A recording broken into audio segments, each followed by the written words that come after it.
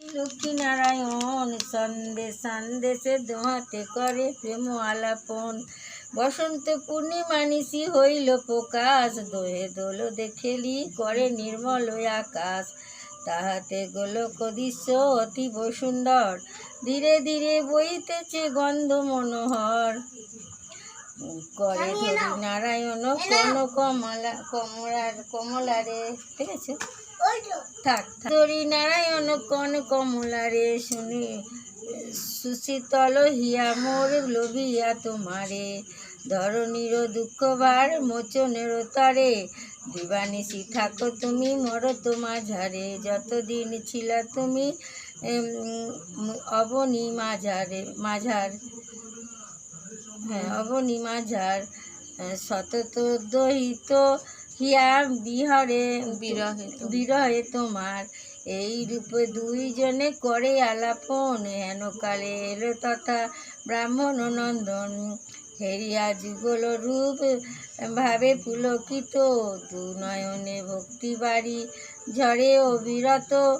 দোহার চরণে ঋষি করিয়া প্রণতি, কইলেন ধীরে ধীরে কমলার পতি। মর্তবত্তা দিতে দিতে তোমার এসেছি এখনি, যা হয় বিহিত পৃথিবীতে তুমি গিয়া করহ প্রচার। ব্রত পূজা মোর যেন করো এ সংসার, ব্রতবিধি মম যাহা প্রচারিবে ভবে। কমলার ব্রত ফলে সব দুঃখ যাবে।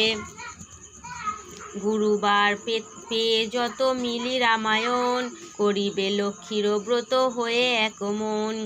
যাইতে বাসনা মম গুরুবার দিনে, মর্তে গিয়া নর নারীর দুঃখ বিমোচনে। অতএব গুরুবার সন্ধ্যার সময়, শুদ্ধভাবে মোর ব্রত করিবে নিশ্চয়। ধূপ ধুনা গঙ্গা জল আর যে চন্দন, তাম্বুল সিঁদুর আর দানিবে দর্পণ। এই রূপে সব দ্রব্য করিয়া সংগ্রহ, আসন সাজায় নারী করিয়া গ্রহ।